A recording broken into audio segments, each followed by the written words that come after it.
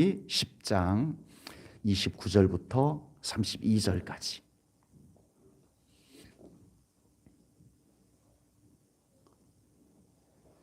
말씀을 봉독합니다. 모세의 장인 미디안 사람 르우엘의 아들 호밥에게 이르되 여호와께서 주마하신 곳으로 우리가 행진하나니 우리와 동행하자. 그리하면 선대하리라. 여호와께서 이스라엘에게 복을 내리리라 하셨느니라. 호밥이 그에게 이르되 나는 가지 아니하고 내 고향 내 친족에게로 가리라. 모세가 이르되 청하건대 우리를 떠나지 마소서. 당신은 우리가 광야에서 어떻게 진칠지를 아나니 우리의 눈이 되리이다. 우리와 동행하면 여호와께서 우리에게 복을 내리시는 대로 우리도 당신에게 행하리이다. 아멘. 아멘. 성경 속에는 참 인물들이 많이 등장을 합니다. 수많은 사람들이 등장을 하는 곳이 성경인데, 그 중에는 우리가 너무나 잘 알고 있는 유명한, 그래서 그 이름이 워낙 신앙적이고 의미가 있어가지고 아이를 낳으면은 믿음이 좋은 가정들마다 그 성경에 나오는 사람의 이름을 따서 자녀들의 이름을 지을 정도로 아주 좋은, 우리에게 기억되는 이름들이 많이 있습니다. 그런 반면에 우리가 성경에 나오는 사람의 이름임에도 불구하고 잘 모르는 생소한 이런 이름이 성경 속에 있었던가 하는 그런 이름들도 꽤 많습니다. 오늘은 우리에게 친숙하지 않은 이름, 어쩌면 처음 들어보는 이름 같은데 라고 할 수도 있는 그런 이름을, 그런 사람을 오늘 소개하려고 합니다. 그 이름은 오늘 본문에 나오는 호밥입니다. 발음을 좀 잘 하셔야 됩니다. 저도 조심하겠습니다. 호밥입니다. 호밥을 모세의 장인이다라고 주장하는 사람이 있고요. 아니다, 호밥은 모세의 처남이다라고 주장을 하는 사람이 있습니다. 아니, 성경 속에 한 사람을 놓고 왜 이렇게 엉뚱한, 처갓집 식구라는 것은 공통점이 있지만 장인과 처남, 달라도 너무 다른데 왜 이렇게 성경이 혼돈스러운가? 새번역 성경에서는 장인이라고 번역을 했어요. 그리고 우리가 가지고 있는 개역 성경이나 또는 현대인의 성경에서는 처남이라고 번역을 합니다. 우리 한글 성경으로 번역을 할 때 장인이라고 번역한 성경도 있고 처남이라고 번역한 성경도 있고 혼돈스러워요. 왜 이런 현상이 생겼느냐?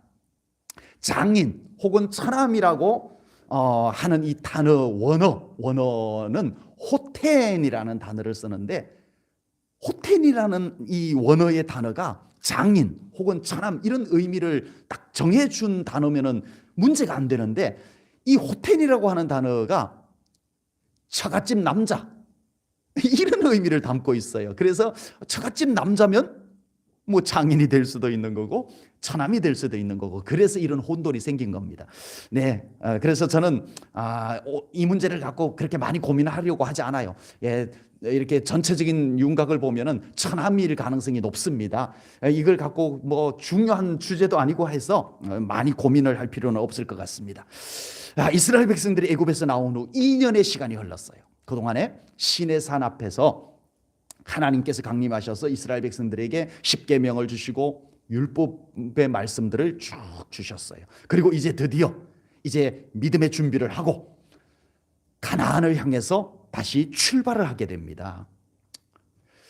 이제 시내산을 출발하여 가나안 땅에 도착하기까지 얼마의 시간이 더 걸릴지 우리는 알고 있지만 40년이 걸렸으니까 2년을 빼면 38년 대략 이렇게 남았다는 걸 우리는 알지만, 그 당시 이스라엘 백성들은 출발하면서 우리가 언제쯤 가나안 땅에 도착할지 알 수가 없어요. 막연해요. 모세는 이스라엘 백성들을 인도해서 가나안까지 간다는 것이 보통 부담스러운 일이 아닙니다. 모세도 40년 동안 미디안 광야에서 양을 치면서 지내봤다고는 하지만 200만 명의 짜임새 없는 백성들, 훈련되지 않은 백성들, 그냥 갑작스레 그냥 애굽에서 확 나와버린 백성들, 무슨 일만 있으면 모세 돌로 치료하고 이런 백성들 데리고 200만 명을 데리고 가나안까지 광야를 거쳐서 간다라고 하는 것은 정말 쉬운 일이 아닌 것이 뻔합니다. 모세도 미디안 광야에서 양을 치면서 지내봐서 알아요. 광야가 얼마나 위험한 곳인지 누구보다도 잘 아는 사람이 모세입니다. 그래서 더 조심스럽고 더 부담스러운 거예요. 그래서 모세는 오늘 본문에서 이제 드디어 미디안 광야에 있는 시내산을 출발하면서 자기 처남 호밥에게 부탁을 합니다. 우리랑 같이 갑시다. 호밥은 광야에서 태어났고 광야에서 자랐고 광야에서 살았던 사람입니다. 그래서 이 광야의 특성을 아주 잘 알아요. 지리도 광야로 어디로 가면 어디쯤이 나오고 이것을 다 파악을 하고 있는 사람이 호밥입니다. 그래서 모세는 처남인 호밥에게 자기들과 함께 가자라고 부탁을 하게 되는 것입니다. 모세가 처남 호밥을 함께 가자고 하는 이유는 크게 두 가지예요. 첫 번째는 방금 말씀드렸듯이 처남은 광야를 잘 알잖아요. 그러니까 우리의 눈이 되어주세요. 그래서 우리가 어디로 어떻게 갈지, 광야에서 어떻게 하면 안전한지 이런 걸 우리와 같이 가셔서 우리를 좀 도와주세요. 이거예요. 31절입니다. 오늘 본문 31절에 모세가 이르되 청하건대 우리를 떠나지 마소서. 당신은 우리가 광야에서 어떻게 지칠지를 아나니 우리의 눈이 되리이다. 이게 첫 번째 이유예요. 그리고 두 번째 이유는요, 처남 처갓집 식구 모세가 결혼을 했는데 하나님을 믿지 않는 가정에 결혼을 한 거예요. 그래서 이제 모세가 늘 그것이 마음에 걸렸어요. 우리 처갓집 식구들도 하나님을 믿어야 되는데. 그래서 이번 헤어지는 때에 모세는 처남 우리 같이 가서 하나님 믿읍시다. 여기 이렇게 살지 말고 우리랑 같이 가서 하나님 믿고 하나님의 복을 받으면서 삽시다. 같이 갑시다. 이게 두 번째 이유예요. 29절입니다. 모세가 모세의 장인 미디안 사람 르우엘의 아들 호밥에게 이르되 여호와께서 주마하신 곳으로 우리가 행진하나니 우리와 동행하자. 하나님이 주신 약속의 땅으로 같이 갑시다 이거예요. 그리하면 선대하리라. 여호와께서 이스라엘에게 복을 내리라 하셨습니다. 그 복을 처남도 같이 받고 처남의 후손들 나의 처갓집 식구들이 이 하나님의 복을 같이 받았으면 참 좋겠습니다. 이게 이유, 두 번째 이유입니다. 모세가 호밥을 가자고 하는 두 번째 이유는 어때요? 굉장히 은혜롭습니다. 당신들 여기 남아있으면 하나님 안 믿을 거 아니냐고요. 그러니 우리랑 같이 가서 하나님 믿고 구원받고 하나님 복을 받으면서 삽시다. 얼마나 멋진 전도예요. 예, 아주 두 번째 이유는 멋진 이유에 우리에게 은혜가 되는 이유가 됩니다. 그런데 첫 번째 이유가 뭔가 석연치 않아요. 첫 번째 이유가 문제예요.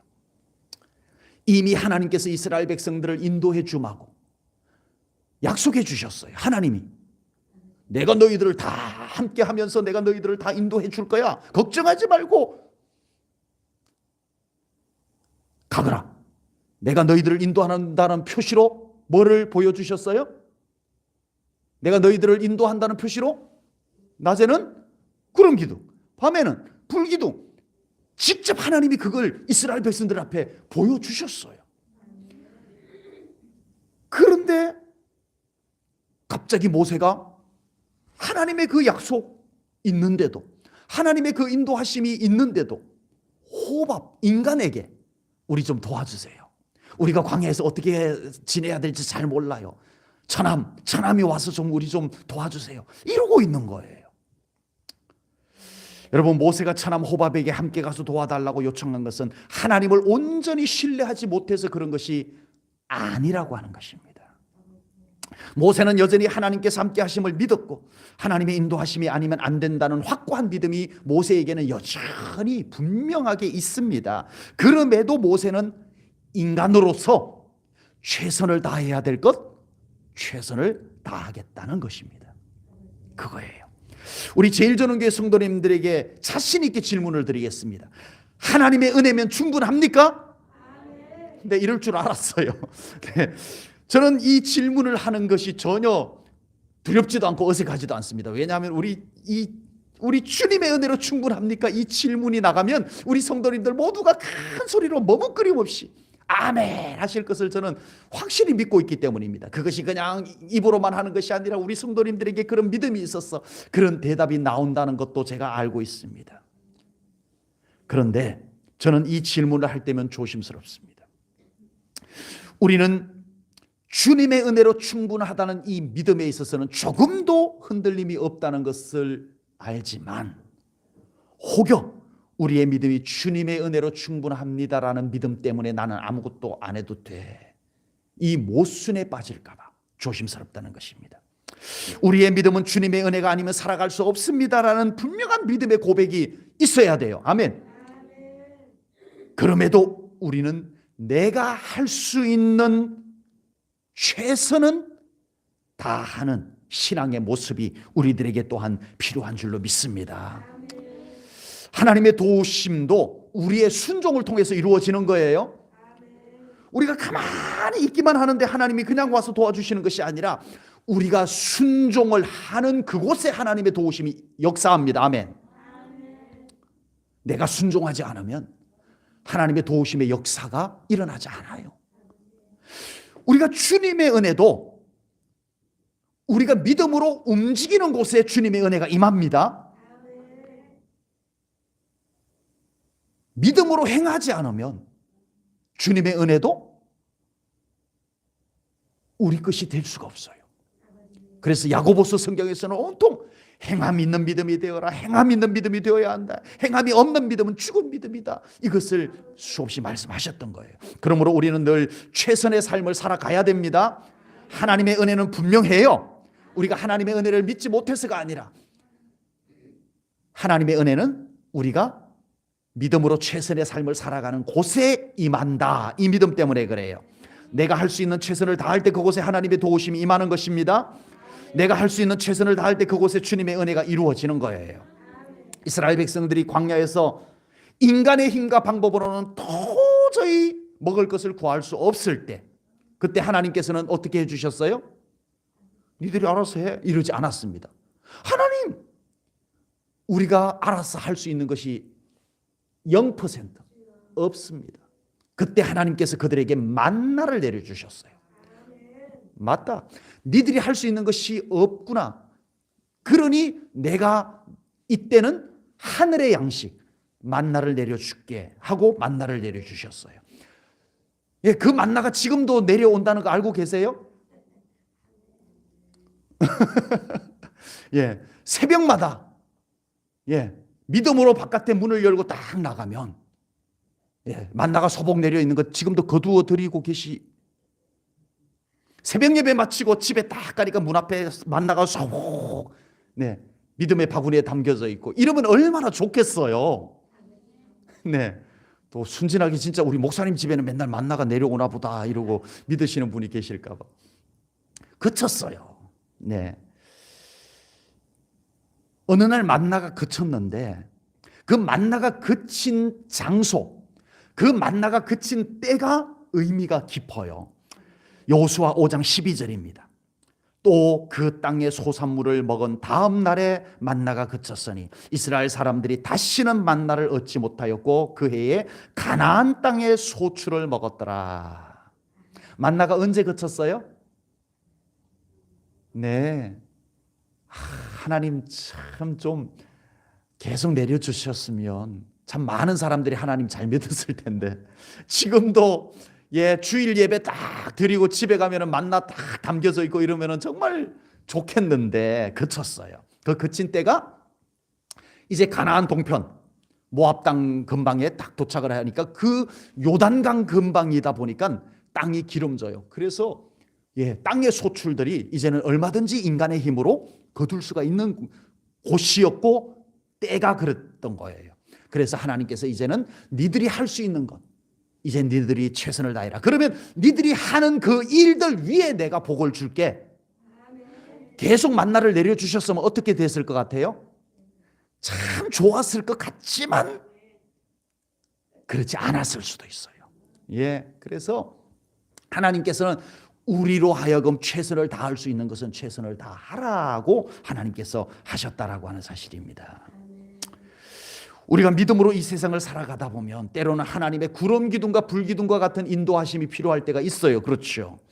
그때는 하나님께서 우리에게 초자연적인 도우심, 기적의 은혜도 베푸실 것을 믿습니다. 그러나 우리가 살아가는 삶의 대부분은 어때요? 우리의 힘과 우리의 수고를 통해서 최선을 다하여서 살아가는 그 삶 속에 하나님께서 은밀하게,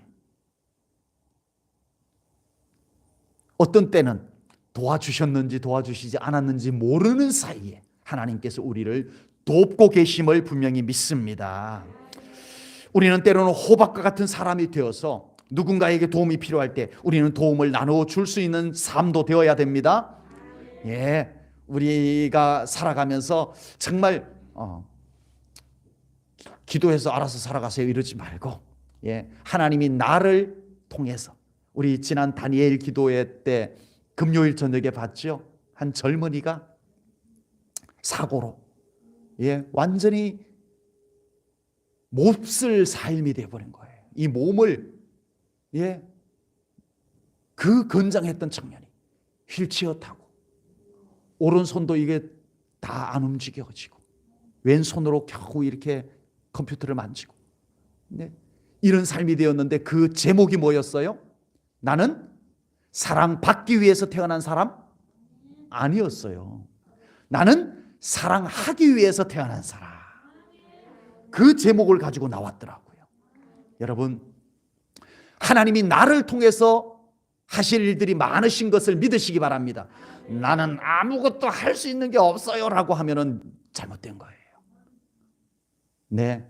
호밥이 그래서 나 안 갈래 라고 하려고 했지만 모세가 정중히 비전을 제시하니까 내가 할 일이 있나 보다 하고 따라 나섰던 것처럼, 우리 사랑하는 성도님들도 우리 삶을 통해서 정말 사랑을 나눌 수 있는, 도움을 나눌 수 있는 삶이 될 수 있다면 그렇게 살아갈 수 있기를 주님의 이름으로 축복합니다.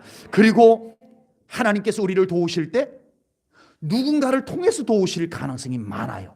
하나님께서 하늘에서 뚝딱 도와주시는 경우가 많을까요? 하나님께서 은밀하게 누군가 사람을 통해서 도와주시는 경우가 많을까요? 하나님 도와주세요, 하나님 도와주세요라고 했더니 하나님이 하늘에서 뚝딱 도와주신 거 많이 있었어요? 하나님 도와주세요라고 기도했더니 어느 날 누군가가 생각지도 않았는데, 어느 날 어떤 일이 생각지도 않았는데 나에게 유리하게 이루어졌어. 하나님이 도우신 것입니다. 하나님이 그 사람을 보내신 거예요. 그렇다면 우리는 하나님의 도우심을 다양하게 볼 줄 알아야 됩니다. 이건 하나님의 은혜가 아니야, 저 사람이 나에게 잘해준 거야 이러시면 안 돼요. 하나님이 그 사람을 통해서 나를 도우신 것을 믿으시기 바랍니다. 그래서 그것도 하나님께 감사하고 그 사람에게도 감사하면서 우리가 그렇게 호밥이 이스라엘 백성들과 함께 살아가는 모습처럼 우리가 그렇게 함께 어울려서 함께 돕고 도움을 받고 그렇게 살아갈 수 있는 삶이 되시기를 축복합니다. 모세가 처남 호밥을 함께 가자고 한 두 번째 이유가 있습니다. 그것은 모세의 처남 호밥도 이스라엘 백성들과 함께 가서 하나님 잘 믿고 구원받고 하나님의 은혜 속에서 살아가는 것을 원했던 거예요. 오늘 본문에서는요, 호밥이 따라갔는지 안 따라갔는지 안 나와요. 따라갔을 것 같아요, 안 따라갔을 것 같아요? 안 따라갔으면 오늘 설교 내용이 좀 어려워졌겠죠. 따라갔어요. 그걸 어떻게 알을까요? 짐작. 오늘 본문에는 안 나와. 호밥이 따라갔더라 이렇게 안 나와요. 오늘 본문만 갖고는 몰라. 짐작으로만 아는 것이 아니고요, 그래도 이렇게 따라갔는지 안 따라갔는지는 성경에 증명이 되어야 되잖아요. 그래서 사사기에 보니까 어느 날 오늘 본문에 나왔던 호밥이 그 후손의 이름과 함께 나와요. 사사기 4장 11절입니다. 모세의 장인 호밥의 자손 중 겐 사람 헤벨이 떠나 게데스에 가까운 사난님 상수리 나무 곁에 이르러 장막을 쳤더라. 아멘. 호밥이 나와요. 호밥의 후손이 나와요. 훗날 이스라엘 12지파 중 납달리 지파의 영토에 오늘 본문의 주인공인 호밥의 자손들이 거주하였다라는 내용이 나온 것을 보니 호밥이 모세와 함께 가나안으로 갔던 것입니다. 호밥은 조상으로부터 살았던 미디안 광야가 훨씬 살기 편한 곳입니다. 네. 호밥은 이미 미디안 광야에서 터를 잡고 익숙한 삶을 살아가고 있어요. 이스라엘 백성들 따라가는 거 이거 어떻게 될지 몰라요. 고생길이에요, 고생길. 언제까지 광야에서 이렇게 떠돌이처럼 살아야 될지도 모르고요. 모세가 가나안 땅에 갈 거라고는 했는데 가나안 땅은 이 호밥이 벌써 알고 있어요. 가나안 땅에는 이미 일곱 부족들이 자리를 탁 잡고 내 땅이다 하고 살고 있는데 이 오합지졸 이스라엘 백성들이 가나안 땅으로 어떻게 들어가? 이게 호밥의 상식으로는 안 맞아. 누가 봐도 호밥이 모세를 따라가는 것은 유리하다, 불리하다? 불리해도 너무 불리한 거예요. 손해여도 너무 손해예요. 그럼에도 호밥은 모세를 따라갔습니다. 호밥의 눈은 현실만 보는 눈 아니었다는 거예요. 천암, 당신은 광야에 익숙하잖아. 광야를 볼 줄 알잖아. 그러니 우리랑 같이 가서 우리가 광야 생활하는 거 좀 도와주세요. 호밥은 그 광야를 잘 보는 눈도 있었지만 적어도 호밥에게는 영적인 눈도 떠였던 것 같아요. 내가 이 백성들을 따라가면 손해다, 고생한다, 이것보다 더 큰 그 영적 가치를 그는 기대하고 따라갔던 것이 분명합니다. 우리가 믿음으로 살아간다는 것은 현실도 봐야 되지만 영적인 관찰도 할 줄 알아야 되는 것임을 깨달으시기 바랍니다. 우리가 믿음으로 살아가면서 현실만 보고 산다면 우리는 절대 하나님의 세계를 경험할 수가 없어요. 믿음의 판단도 우리에게 꼭 필요합니다. 아멘. 이 베들레헴에 살던 엘리멜렉이라고 하는 사람이 가뭄이 들자, 베들레헴에 가뭄이 들자 가족들을 데리고 아내와 두 아들을 데리고 모압이라고 하는 땅으로 이주를 갑니다. 먹고 살기 위해서. 그곳에 가서 엘리멜렉은 무슨 일론가 죽어요. 그리고 두 아들은 모압 땅에서 모압 여자와 결혼을 합니다. 그리고 결혼을 해서 얼마 안 돼가지고 이 엘리멜렉의 두 아들도 죽어요. 그래서 누구만 남았어요? 시어머니하고 두 며느리하고 남은 거예요. 이 시어머니 나오미는 이제 남편도 없고 아들도 없는 상태에서 이국 땅에서 살 수 있는 것이 아니다 보고 며느리 둘을 불러 세웁니다. 얘들아, 나는 나의 고향 땅으로 갈란다. 그러니 니들은 아직 젊으니 니들의 인생을 찾아가거라. 니들은 아직 젊으니 재혼할 수 있잖아. 니들의 인생을 찾아가거라. 그러자 둘째 며느리 오르바는 어머니 어떻게 헤어져요? 안녕히 계세요. 그러고 갔어요. 잘했어요? 잘못했어요? 근데 항상 질문만 하면 긴장을 하시는군요. 세상적으로 보면 잘한 거예요. 냉정하게 내 인생 찾아가야죠. 내 인생 찾아가야죠. 어머니 정말 죄송하지만 저는 그렇게 해야 되겠습니다. 난 아직 젊은데 내 인생 새로 짜가야죠. 어머니 죄송하지만 저 갈게요 하고 둘째 며느리 갔어요. 그런데 첫째 며느리가 뭐라고 하냐 하면은 어머니 저는 안 갈래요. 어머니 따라갈래요. 그러는 거예요. 너무 쉽게 하면 하시는 것 같은데. 예. 자, 룻이 이 첫째 며느리가 남편도 없는데 시어머니 따라간다는 거예요. 여러분 세상에서 제일 편한 생활이 시집살이 맞죠? 그러니까 아멘 한 거 아니에요? 그 중에서도 가장 살기 좋은 것이 시어머니하고 며느리하고 둘이서 같이 사는 거. 제일 좋은 거 아니에요? 지금 룻이 그러겠다는 거예요. 이방 여인이에요. 이스라엘 여자가 아니에요. 시어머니는 이스라엘로 가겠다는 거예요. 이 며느리가 시어머니 따라서 자기에게는 이방 나라인 이스라엘로 따라가서 산다라고 하는 것은 이건 어리석어도 너무 어리석은 거예요. 뭔가 잘못 생각한 것 같아요. 룻은 너무 철없는 것 같아요. 판단력이 없는 것 같아요. 그런데 룻이 따라가겠다는 거예요. 어머니가 말렸어요. 안 된다. 너는 왜 철이 없니? 네가 날 따라온다는 게 말이 되니? 말려도 안 돼요. 그러면서 룻이 시어머니에게 한 말이 있습니다. 룻기 1장 16절입니다.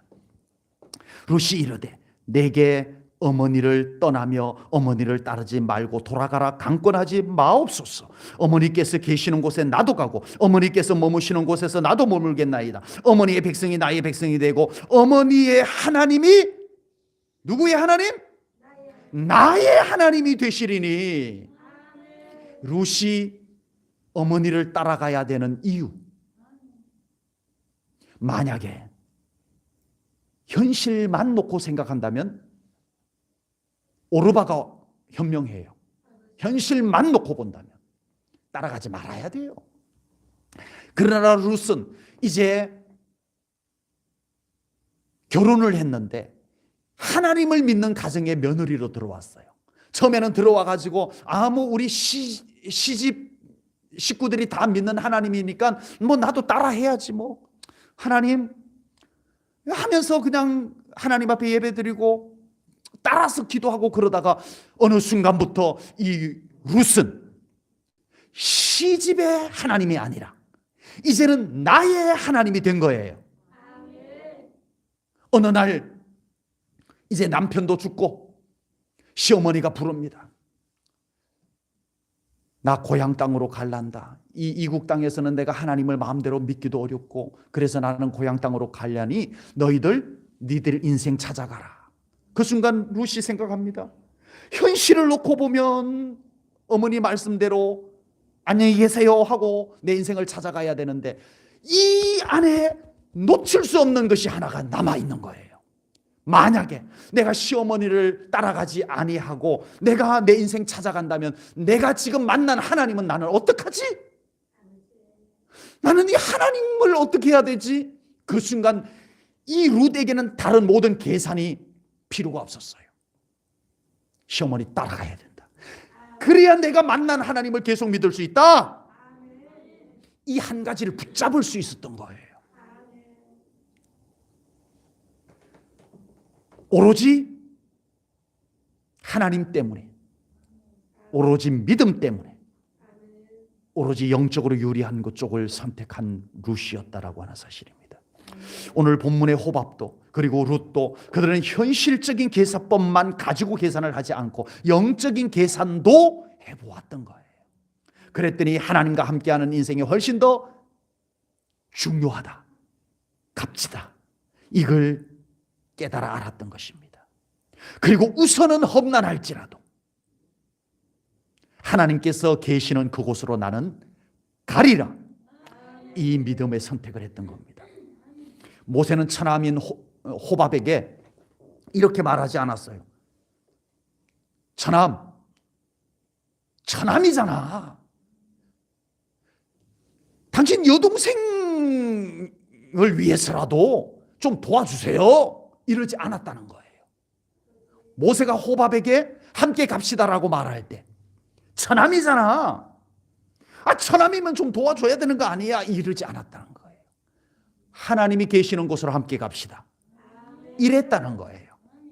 그리고 호밥은 모세의 신앙적 도전에 응하여 함께 가게 되었던 것입니다. 우리가 이 세상을 살아가면서 과연 신앙적인 가치를 따라갈 자신이 있으십니까? 기도와의 가치를 알고 기도의 가치를 따라갈 수 있는 삶, 예배의 가치를 알고 예배의 가치를 따라갈 수 있는 삶, 말씀의 가치를 알고 말씀의 가치를 따라갈 수 있는 삶, 이것이 우리의 신앙생활이 되어야 될 줄로 믿습니다. 그렇지 않으면 우리는 평생 세상의 가치만 쫓아서 살아가는 인생을 살다가 끝나게 될 것이라는 거예요. 우리 제일전능교회 성도님들이 믿음의 가치를 향해서 걸어갈 수 있는 그 믿음의 발걸음들이 꼭 될 수 있기를 주님의 이름으로 축복합니다. 본문 31절 말씀 보겠습니다. 다시 한번 봅니다. 모세가 이르되 청하건대 우리를 떠나지 마소서. 당신은 우리가 광야에서 어떻게 진칠지를 아나니 우리의 눈이 되리이다. 우리의 눈이 되리이다. 호밥의 눈. 그래서 오늘 설교 제목을 호밥의 눈이라고 정해봤습니다.